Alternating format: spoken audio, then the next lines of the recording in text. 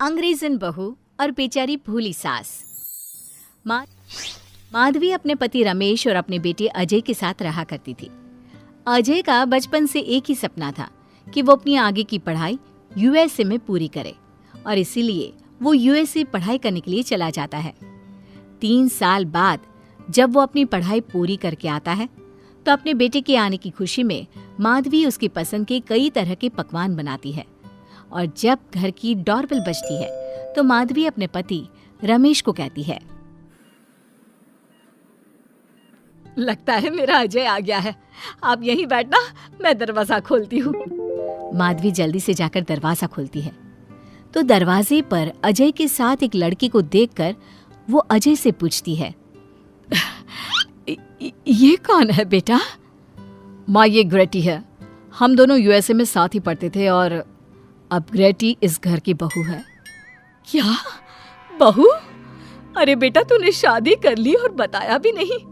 कम से कम अपनी माँ को बता तो देता कि तू अपने साथ इस घर की बहू लेकर आ रहा है। मैं बहू के आने की कुछ तैयारी तो कर लेती। कोई बात नहीं बहू, यही रुक, मैं अभी तेरे लिए पूजा की थाल लेकर आती हूँ। मॉम, आप अपनी ये फॉर्मेलिटीज बाद में पूरी कर लेना। I'm so tired right now. आजा डार्लिंग, अपना रूम कहाँ है? कोई बात नहीं बहू, तुम पहले आराम कर लो, तब तक मैं तुम्हारे लिए चाय बना कर लाती हूँ। ग्रेटी अपनी सास की किसी भी बात का कोई जवाब नहीं देती और अपने रूम में जाकर सो जाती है।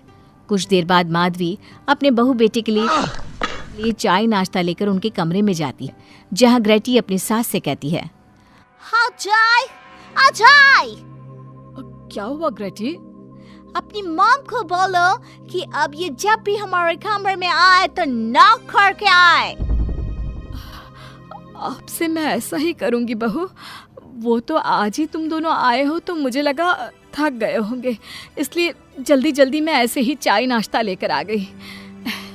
वो क्या है ना, अजय जब भी बाहर से आता है तो आते ही चाय मांगता है, बस इसीलिए मैं ना ये चाय यहाँ रख देती हूँ, पी लेना, अदरक वाली चाय है। ये बोलकर माधवी वहाँ से जाने लगती है।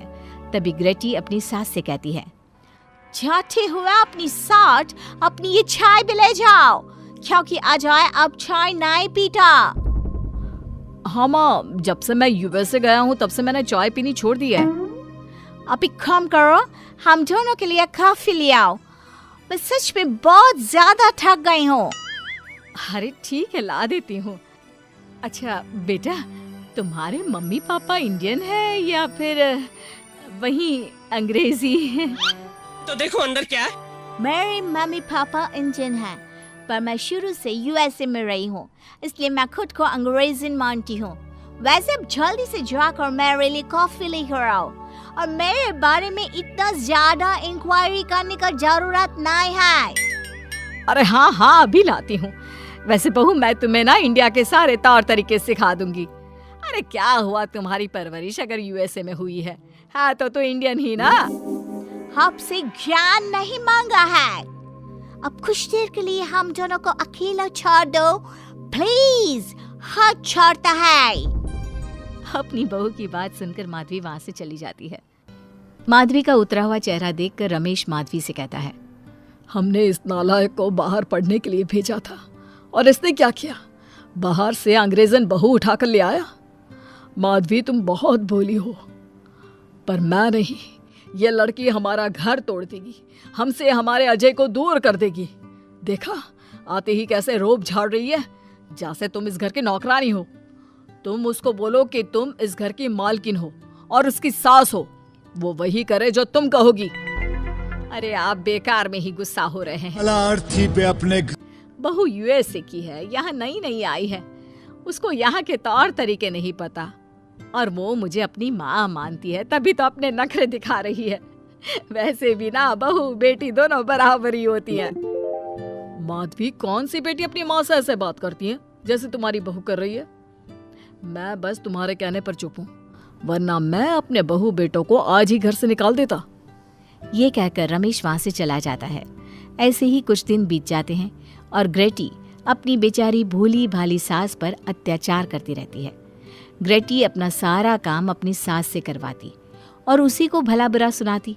ऐसे ही एक दिन माधवी कपड़े धो रही होती है और ग्रेटी माधवी को सताने के लिए अपने सारे कपड़े लाकर उसे देती है और कहती है, मॉम्स, ये मेरे कुछ कपड़े हैं, जरा इन्हें भी धो दो। इतना बोलकर ग्रेटी तैयार होकर घर से जाने लगती है। तभी माधवी उससे कहती है, बहू, आज तुम्हारे ससुर के दोस्त के घर में एक छोटी सी पार्टी है। उन्होंने सह परिवार बुलाया है। मैं चाहती हूँ कि तुम और अजय भी आज हमारे साथ वहाँ चलो और आज ना साड़ी पहनना। मॉम, अभी मैं क्लब जा रही हूँ, रात को मुझे टाइम मिलेगा तो आपके साथ चली जाऊंगी, पर साड़ी बारी नहीं पहनूंगी। ये कहकर ग्रेटी वहां से चली जाती है। शाम हो जाती है। सब ग्रेटी के घर आने का इंतजार करते हैं और इस वजह से कोई भी पार्टी में नहीं जा पाता। इंतजार करते करते रात के 12 बज जाते हैं। 12 बजे रात को ग्रेटी नशे की हालत में जख्मी घर आती है। अपनी बहू के सर और हाथ पर लगी चोट देखकर माधवी परेशान हो जाती है और जल्दी से फर्स्ट एड का बॉक्स लाकर अपनी बहू के सर पर पट्टी करती है। एक माँ की तरह प्यार करते हुए वो अपनी बहू से कहती है, बहू, तुझे चोट कैसे लग गई बेटा? मैं घर आ रही थी, एक बाइक वाले से मेरी टक्कर हो गई। कोई बात नहीं बेटा, कल सुबह होते ही तुझे अपने फैमिली डॉक्टर के पास ले जाऊंगी। अच्छा, अब तू ना आराम कर, मैं तेरे लिए अभी हल्दी वाला दूध लेकर आती हूँ।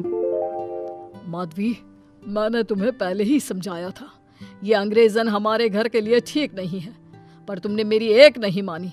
अब देख लो, आज इस अंग्रेजन बहू की वजह से सारे मोहल्ले में हमारी नाक कट गई है। आज सब हम पर हंसते हैं और ये सब कुछ तुम्हारी वजह से हुआ है, तुम्हारी छूट की वजह से हुआ है। ये कहकर रमेश अपने रूम में चला जाता है। पर माधवी अपनी बहू की पट्टी करके उसे उसके कमरे में जाकर सुला देती है।